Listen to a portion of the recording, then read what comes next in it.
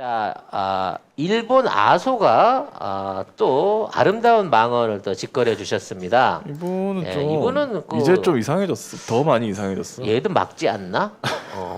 너무 정치를 오래 했어. 나이가 너무 많아. 네. 이분도 너무 오래 계셨어. 뭐 가두연설에서 온난화라고 하면 나쁜 것만 쓰여 있지만 좋은 것도 있다. 이렇게 뭔데? 하면서 우리나라의 좋은 점이 뭐야? 그 덕에 홋카이도의 쌀이 맛있어졌다. 라고. 농가 네. 덕분이 아니라 온도가 높아졌기 때문이다. 네. 맛있어졌대요. 원래 이제 훅가이도가 추운 지역이고 겨울에 눈이 많이 내리니까 네. 이 쌀농사를 잘 안 이게 지었거든요. 뭐야? 네. 아우 진짜. 근데 올해는 그것도 이제 다 망가진 거예요.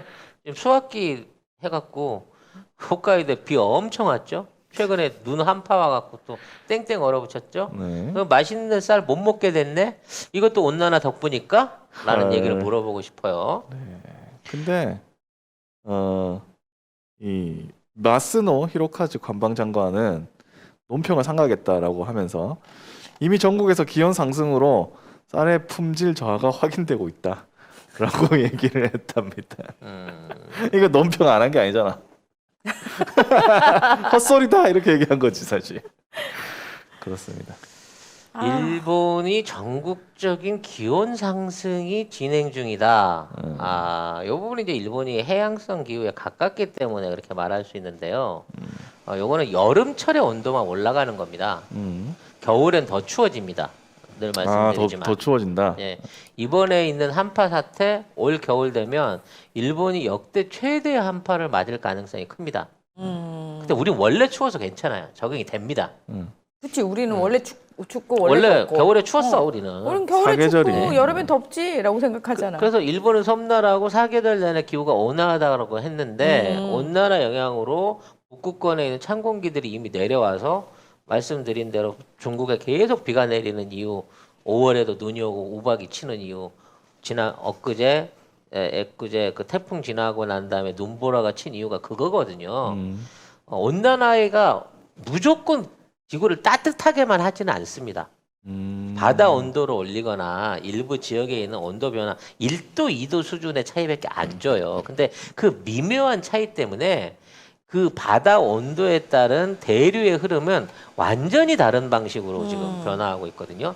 3,000km 이상 거리에 있는 북극해의 냉기가 지금 우리나라를 거쳐서 일본 권역에 영향을 줄 수 있을 만큼 흘러내리고 있다는 거예요. 그게 왜 그렇게 돼버렸냐면 원래는 북극권에 있는 냉기를 시베리아에 있는 차가운 기단이 막아주고 있었거든요. 근데 온난화로 이게 없어졌어요. 그러니까 북극하고 시베리아하고 막고 있었던 중간에 찬 공기층이 없어지게 되면서 북극이 추워지게 되면 겨울철이라서 북극이 추워지게 되면 거기에 있는 찬 공기가 흘러서 한반도까지 내려오고 있고 이제는 이게 일본에 영향을 미칠 수 있을 만큼까지도 흘러 내려간다는 거 올여름에 보여줬다는 겁니다. 올겨울에 일본은 엄청 추울 거다. 우리나라도 예상해 볼 수 춥겠네. 있다는 거죠. 우리나라도 겁나 춥겠네요. 그냥 원래 추우니까. 그렇죠. 근데 우리는 원래 이제 좀 그 추위에 단련돼 있는 사람들이라 근데 우리는 춥기도 롱패딩이 춥고. 있으니까.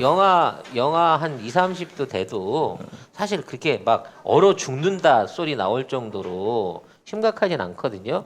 근데 일본의 주택을 비롯해 갖고 일본은 가옥 자체 난방이 없어요. 일본은 다 목조고 또 왜 근데 집을 그따구로 지어? 안 추웠으니까 겨울에. 응? 그래서 이러한 주택들에 살고 있는 한 30% 가까운 이 서민들이라든지 이 도시 지역 이외의 사람들 같은 경우에는 올겨울에 진짜 추울 거다. 연료비는 이빠이 올랐고 아이고, 날은 날대로 그러네. 처음으로 추울 거고 지금 하고 있는 일본의 행정력을 봤을 때 도와준다든지 이런 게 좀 불가한 거고요. 사실 난방을 할 수 있는 방법이 없어요. 눈도 많이 오지 않을까요? 예? 눈도 많이 오지 그렇죠. 않나? 눈도 폭설, 막 우박 이런 식으로 옛날처럼 그냥 소복하게 쌓이는 수준이 아니고 파묻어 버려? 완전히 파묻어 버리는 수준으로 눈이 오더라도 오게 될 비가 가능성이 있다는 오면 거죠. 다 수장시켜 버리고 눈이 오면 다 파묻어 버리고 어떡하면 좋아요 일본은. 살지 말으란 얘기지. 이게 지구가 뭔가 이제 경고를 주는 거지. 야, 이런 데서 살지 말고 딴 데 옮겨. 내가 조금 있다 확 헐어버릴라니까. 이런 건데 안 가고 지금 버티고 있는 거야, 얘네들은. 네. 지금 일본 기상청도 그렇고 한국 기상청도 예년보다 추운 겨울을 예고를 했고 어떻게 될지 모르겠네요. 일본은 진짜 어떻게 될지. 그 목조 주택을 많이 짓는 이유가 일반 석조물이나 이런 거 같은 경우는 진동 때문에 무너질 염려가 크거든요. 근데 목조는 그 못을 쓰지 않고 나무 구조로 이렇게 연결하기 때문에 웬만큼 흔들려도 견딘대요. 네. 그래서 농가에 있는 주택들이나 이런 것들이 오래 쓰기 위해서 목조 주택을 씁니다. 그렇게 짓다 보니까 일단은 우리처럼 주춧돌 위에다 이거 고정시켜서 얹는 식이 아니라 지주 자체로만 해갖고 하기 때문에 많은 무게를 못 얹어요. 그러니까 석가래나 이런 것들도 얼기설기 하는 것도 있지만 바닥도 우리처럼 온돌 같은 걸 깔 수 있는 구조 자체가 안 되는 거야. 그러니까 습기를 막기 위해서 바닥은 공중에 띄웠고 그거를 다다미를 깔고 그 위에서 자게 되다 보니까 따뜻할 땐 괜찮은데 추워지면 바닥 밑에서 위에서 한기가 동시에 오는 거죠. 거기에다가 이 단열에 있어서 가장 중요한 역할을 하는 샤시가 아직도 2000년대인데 60% 이상이 알루미늄 샤시야. 옛날에 우리가 추워. 말만 들었는데 추워. 옛날 주택에서 샀었던 알루미늄 주택 샤시인 거예요. 그럼 그걸 플라스틱이나 지금처럼 이중 단열창을 만들 능력이 없냐? 있어요. 근데 기존에 있는 애들이 신공법으로 새로운 주택을 짓지 않고 예전에 기존에 있는 공법대로의 주택을 계속해서 만들어서 짓는 거예요. 이 문제가 어디서 나타나거든요. 이번에 미사일 발사 같은 데서 나타나고 있는 겁니다.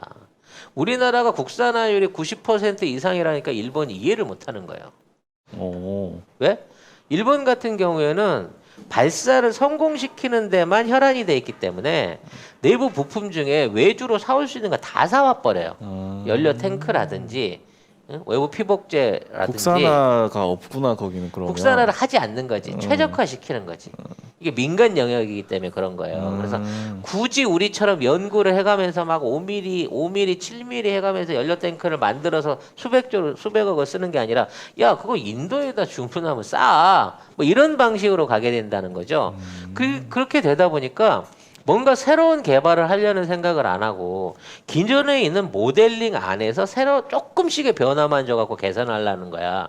시스템의 변화만 계속 일어난다는 거지. 그래서 일본의 산업이 첨단화로 가다가 멈춰버린 이유가 그겁니다. 민영화.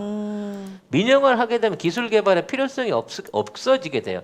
효율성만을 따지게 되니까. 그러니까요. 그러니까 일본의 주택이라든지 생활 문화가 멈춰버린 것도 사실은 그거하고 연관이 있는 거거든요. 아우 진짜 아우 샤시가 온 집안 다 바꾸면 한 1000만 원 정도 되거든요. 우리나라 샤시 진짜 좋아요. 그리고 그 샤시를 지탱해 주기 위해서 벽체를 단단하게 시공할 수밖에 없게끔 만들어요. 왜? 창틀이 다 단열재라든지 외부 패널하고 연결이 돼야만 되는 구조가 그렇지, 있기 그렇지. 때문에 그러네. 이 샷이 써주세요 그러면 갑자기 단열이 좌우로 벽 중앙에서 좌우로 들어갈 수밖에 없는 그치. 상황을 만들어 버린다는 거거든. 맞아. 근데 이런 시도들 자체를 우리 끊임없이 하면서 개발을 하는 거야. 일본에는 이중창도 없다고 그러더라고요. 그러니까 알루미늄 창호 옛날에 쓰던 거 그거를 아직도 똑같이 쓰고 있는 거예요. 안 바꾼다니까. 네. 아 시대가 바뀌었잖아요. 좀 바꿔요. 사람이 좀 살아야죠. 일본의 민도는 말이죠. 아무것도 안 하는 게 높은 겁니다. 지금 DJ 쑥쑥님도 일본은 물통 끌어안고 잔다고. 네, 맞습니다. 일본 겨울에 필수품 중에 하나가 고무로 만든 그 베개 같은 따뜻한 물 넣는 그게 있어요. 그래서 내가 또 한때 내가 또 그거를 많이 안고 잤었잖아. 왜요? 아니 우리 저기 외할머니가 내가 어릴 때 얹혀 살던 그 집에 외할머니랑 고모가 일본 분이셨거든. 그래서 그 모든 생활이 다 그거야. 그래서 그런 물건들을 이제 그때 막 처음 접해 본 거지. 방난로 이거 부터 시작해갖고 일본식. 물병 안고 자는 거, 나 어릴 때 배 터지게 만들었던 유리 마오병 이런 것들을 전부 그때 처음 접해본 거야. 내셔널 그 워크맨 이런 것도 처음 해보고 폴라로이드 사진기도 그때 내가 아마 국내에서 거의 처음 접해봤었거든. 근데 그때 게 아직도 써 걔네들은. 근데 뜨거운 물 이렇게 넣고 안고 자면 따뜻합니까? 일단 처음 안고 있을 땐 따뜻하지. 금방 식을 것 같은데 느낌. 그래서 그게 이제 그걸 따뜻하게 하기 위해서 안에 뭐 이중으로 되는 게 기술이니 뭐 아이, 온갖 쓸데없는 디테일을 거기다 다 집어넣어요. 따뜻하게 하기 위해서. 따뜻하게 하기 위해서. 다른 거 고치는 게 아니고. 그렇지. 그러니까 그 따뜻한 물주머니를 만드는데 들일 공력이면 그냥 난방을 깔어. 근데 그거에다 이제 집중을 해갖고 이게 일본이 만드는 명품이라고 50년 쓴다고. 실제 50년 써요. 그때 여러분들 기억나실 거야. 빨간색 플라스틱으로 된 그 마오병이 있어요. 열면 안에 유리로 돼 있고 뒤집으면 컵되는 거. 뭐예요? 뚜껑 빨간 거 있거든. 그 한 2리터짜리 용량 되는 거. 아직도 그 물건을 쓰더라니까. 우리나라만 50년대 물통 군대에서 쓰는 게 아니야. 생활 비품 자체들 보면 진짜 20년, 30년 된 물건들이 수두룩해요. 그럼 우리 같으면 필립스 순간 그 전기 주전자 있는데 이거 하나 놓으세요. 중국산 2만 원밖에 안 하는데 그래도 아니라는 거야. 걸로로 물 끓여갖고 거기에 따뜻한 물 부어서 그걸로 차 타 먹어요. 걔들은. 왜요? 바꿀 이유가 없잖아. 아직 쓸만한데. 그래서 내가 그 당시에 일본의 기술력을 정말 높이 평가했던 물건이 있었습니다. 뭐 있었어요? 아까 얘기한 마오병이었는데 이렇게 그 유리로 된 마오병이었는데 꼭지에 그 대롱이 달려 있어가지고 이렇게 찍찍 누르면 뜨거운 물이 나오는 거야. 이쪽으로 펌프가 돼갖고 세상에 그렇게 신기한 물건을 처음 본 거야. 그래서 그걸 갖고 가갖고 친구들한테 이제 가서 이게 따뜻한 물 나오는 이거 누르면 따뜻한 물이 나온다고 그래갖고 이거 어떻게 되는 거냐고 이 안에 물을 끓이는 장치가 따로 돼 있어가지고 이 온도를 보호해주고 막 그러는 온갖 거짓말을 다 쳤는데 애들이 그때 다 믿었거든. 네. 일본 애들이 그런 상황인 거야. 원인과 결과는 중요하지 않아. 그냥 그걸로 믿고 간다는 거죠. 그러니까 내수도 안 일어나는 이유가 거기에 있어요. 그걸로 이제 끝까지 간다. 그렇지. 2G 휴대폰을 쓰는데 불편한 걸 모르기 때문에 3G, 4G, 5G를 아무리 쓰라고 얘기해도 왜 그래? 나는 그냥 쓸 거야. 삐삐 쓸 거야. 팩스 쓸 거야. 나 팩스 쓰고 있는데 지금은 이렇게 감광지가 아니라 다 이렇게 프린터로 레이저 프린터로 되는 팩스. 나 싫어. 감광지 빨리 내놔. 내가 쓰고 있는데 감광지 안 만들어주면 어떡해. 이런 사람들이 있기 때문에 우리나라에서는 80년대 이후로 없어져 버린 그 롤로 그 나오는 팩스가 아직도 일본 전체 팩스의 40%를 차지할 수밖에 없는 거예요. 안 바꾼다는 거지. 신기하네. 문제는 팩스에서만 거지되는 거지. 일본에서밖에 못 팔잖아요. 일본에서밖에 못 팔지만 매년 꾸준하게 팔리긴 하거든. 그걸 또 팔아? 그것도 사네? 요즘 집집마다 이제 코로나 시대가 되다 보니까 팩스 하나씩 있어야 돼. 팩스가 하나씩 있어야지 신고도 되기도 하지만 양이 늘어난 거야.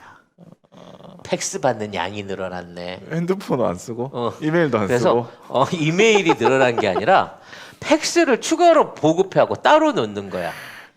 진짜. 재민 걸리지 말으려고 팩스를 따로 넣는 수요가 늘어나고 있다는 거야. 하여튼 정말 들을 때마다 난 속 터져서 못 살겠다. 우리나라 같았으면 우리나라가 그 휴대폰 사업이 잘 되는 이유가 그거야. 6개월만 지나서 이 색깔하고 카메라 위치만 바꿨는데 신제품이다 그러고 버리고 새 거 쓰거든. 성 작가님. 그렇기 때문에 사실 대한민국에서 휴대폰이 팔릴 수가 없는 거야. 이미 4천만 그 통화 회선이 7천만 개가 넘었다더라고. 뭐가요? 살아있는 회선이 어. 기본적으로 휴대폰 2대는 기본빵으로 갖고 있는 사람이 인구 중에 절반 가까운 사람들이 이미 2대로 멀티폰을 쓰고 있는 거야. 여기도 있잖아요. 2대 쓰시는 분. 근데 세대예요? 태블릿이 있잖아. 그래서 아무튼 그럼에도 불구하고 네.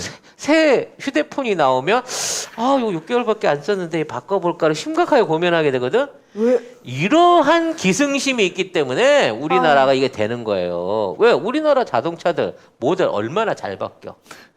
근데 웬만한 자동차들 옛날 차 없어요. 전부 다 지금 중남미, 중동이나 뭐 이런 남미 이런 쪽에 다 수출돼서 쌩쌩하게 돌아다니거든. 맞아요. 예, 요즘 수출 그렇다, 시장 맞다. 우리나라 중고차의 수출이 어마무시해졌어요. 인기 엄청 많아요. 그리고 물량도 없대요. 물량도 없어서 네. 사실 지금 중고차 시장에서 가격 꽤 높거든요. 그래서 지금은 중고차를 사실 때가 아닙니다. 나 교통시대 진행자. 맨날 전문가랑 맨날 그런 얘기만 해. 그래서 가끔 유튜브나 이런 데 보면은 우리나라 버스 있잖아요. 스티커 다 붙은 우리나라 버스가 그게 또 멋이거든. 외국에 돌아다녀. 이 한국 글자는 너무 웃겨. 모르지만 이 한국 뭐 한국어다 이러면서. 시내버스나 시내버스 얼마나 오래 택했어. 학원버스 이런 것들. 돌아다니더라고. 그 디자인 그대로 노란색에 막 병아리 마크 그대로 하고 돌아다니잖아요. 전 세계 군인들이 제일 무서워하는 차가 우리나라 봉고차. 네. 우리나라 왜요? 봉고차. 네.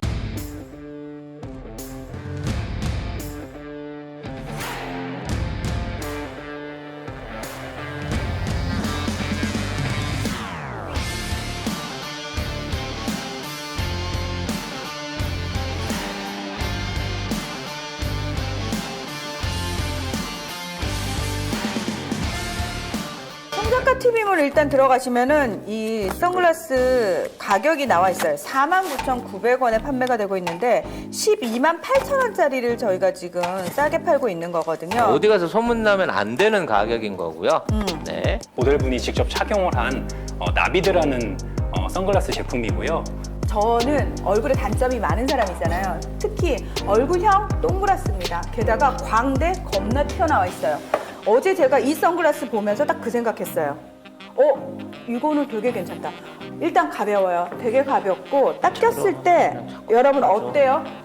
저는 이 선글라스 사실 되게 마음에 들거든요. 요건 어때요? 요거 되게 발랄하고 약간 럭셔리해 보이고 저 예전에 몸 모를 때 선글라스라는 걸 모를 때 길거리 가다가 자판에서 10,000원짜리 샀어요. 눈이 너무 피곤해요. 선글라스는 외적으로 디자인도 예뻐야 되지만 무엇보다 사실 중요한 거는 요 안경 알이에요.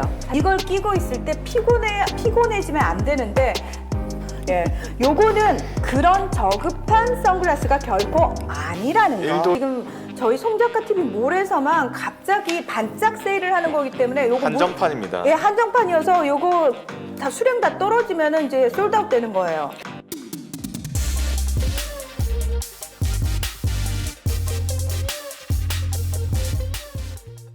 왜 우리나라 봉고차에다가 자주포나 아니면 곡사포 같은 걸 실어가지고 이동 화기를 만들어서 우리나라 포터로 네 그걸로 해갖고 이동 자주포를 만들어가지고 반군들이 쓰는데 원래 1.5톤 차잖아. 그럼 1.5톤만 실어야 되잖아.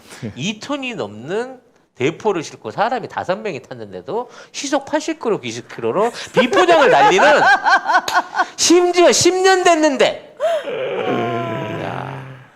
그러니까 봉고르기니라고 불리잖아. 그쪽에서 봉고르기니? 람보르기니가 야. 봉고르기니라고 불릴 정도. 왜냐면 이거는 포터라던데? 포토도 있고. 그러니까 우리가 진짜 10년 된 우리 중고 화물차들이 특히 1톤 차들이 해외에서는 진짜 그 미제 어떤 햄머 군용 차들보다 훨씬 더 유용하게 쓰인다는 거지. 우리나라에서는 이제 안 팔리지만 하긴 지금 뭐 이런 거 있을 때 뭐 만약에 우리가 복합기를 사더라도 팩스 있으면 우리는 이상하게 생각할 텐데. 그리고 왜 팩스 왜 있지? 이러면서. 그리고 이제 일본인하고 이거 언제까지 해야 돼? 시간을 떼어야 되니까. 일본인하고 우리하고의 이제 또 하나의 종특 중에 하나가 우리가 이 순간만 살잖아. 오늘만 살아. 오늘- 오늘만 산다. 살잖아. 우리는 오늘만 살아. 네. 빚을 두려워하지 않아요. 빚을 네, 빚을 두려워하지 않습니다. 그래서 송 우리 작가님만 두려워하지 않는 거 아닌가요? 아니야 일반적으로 다 두려워하지 그래요? 않아. 난 그래서 두려워. 무서워. 빚은 그래서 무서워. 우리나라 사람처럼 할부, 리스, 그다음에 뭐 이런 거 이렇게 쉽게 말해서 휴대폰도 다 사실 할부고요. 그렇죠. 자동차도 다 할부잖아요. 저도 이 노트북 네. 할부입니다. 집에 쓰는 웬만한 가전제품 다 할부고 아니면 신용카드가 할부를 해줘요. 아 그러네요. 카드네요. 예, 할부의 다 민족. 카드 할부네요. 카드 할부. 그러니까 사실 자기가 벌어들일 수 있는 수입으로 누릴 수 있는 게 10이면 대한민국 사람은 80 이상을 누려요. 왜? 그러네요. 어차피 죽으면 안 갚을 건데도 불구하고 할부로 그거를 다 끊고 사버리거든. 아 집도 할부. 그렇고. 예. 근데 할부. 근데 네. 이러한 할부의 천국에서 살면서도 우리나라 보증기업들이 안 망해요. 할부 회사들이. 네? 그건 그렇다. 꼭꼭 할부도 잘 넣을 뿐더러 예. 사고사로 죽는 사람이 전 세계에 비해서 굉장히 적은 숫자인 거고 그리고 어디로 도망을 못 가. 대한민국에 있는 사람은. 네. 다 찍힙니다. 내가 아무리 뭐 신용 할부를 많이 썼어. 그 어느 순간 이 신용 할부를 떼먹기 위해서 내가 이제부터 내 모든 돈 안 갚을 거야 하다가 휴대폰만 2시간만 끊기면 바로 가갖고 찾아와, 네, 누가. 가서 돈 내고 갑니다. 네. 굳이 옛날에는 찾아다니면서 추심했잖아요. 이제는 안 그래. 신용카드 끊고 예금 계좌 끊고 휴대폰 끊잖아요. 다 와서 갚습니다. 아유 우리는 중국처럼 안면인식 할 필요도 없어. 이거 끊어버리면 바로. 그럼. 아씨 저 휴대폰을 끊겼는데 왜 끊긴 거예요? 돈 안 내서 아씨 얼만데요? 이렇게 되는 거죠. 그렇지. 그 밥은 굶어도 휴대폰 저기는 끊기지 않는 이런 이 어떤 기계와 이 호승심이 있기 때문에 우리나라가 소비 내수가 이미 일본 앞질렀다는 거 아니에요. 소비 수준, 소비 소득 대비해서 일본보다 우리가 더 앞서 나왔다는 거는 네. 총 소득이 많은 게 아니야. 소득은 없는데 이걸 이자 내는 대로 쓰고 아니 소득도 일본보다 늘기는- 높다는 얘기도 이게 있어요 지금. 기본소득 이게 이제 전체적인 숫자로 따지면 아직 통계가 안 돼 있지만 소비 수준 대한민국 사람 1인당이 하고 있는 소비 수준을 봤을 때 이거는 거의 최선진국 수준이야. 3만 불인데 10만 불 받는 동네 사람들만큼 누리고 쓴다니까. 아니 근데 돈이 있어도 일단 카드 할부 해준다고 그러면은 누가 그 돈을 내 돈이 있지만 그렇죠. 몇 개월까지 되냐고 물어보잖아. 그렇지 무이자 할부 몇 개월 돼요? 이거부터 물어보잖아요. 무이자 몇 개월 맞아. 무이자로 해준다는데. 예. 하여튼 그걸 했다고 해서 그 회사가 그 돈을 책임지는 게 아니에요. 은행이 그 할부를 사들여 갖고 또 회사랑 이자를 나눠 먹고 돈놀이를 합니다. 근데 이러한 게 잘 되는 게 뭐냐? 일본인은 이걸 의심해서 안 해요. 이러한 권한을 준다고 해서 근데 그걸 어떻게 갚아요? 라는 어떤 두려움 때문에 이런 호승심을 발휘를 못하면 그게 민도의 차이인 거죠. 그리고 일본에서는 신용카드 거의 못 만들어요. 대출도 거의 없고 그런 시스템 자체가 잘 안 돼 있기 때문에. 우린 진짜 신용사회야. 대한민국 같은 그럼 신용사회가 대한민국처럼 없어. 신용 좋은 나라가 없어요. 없어. 네. 야.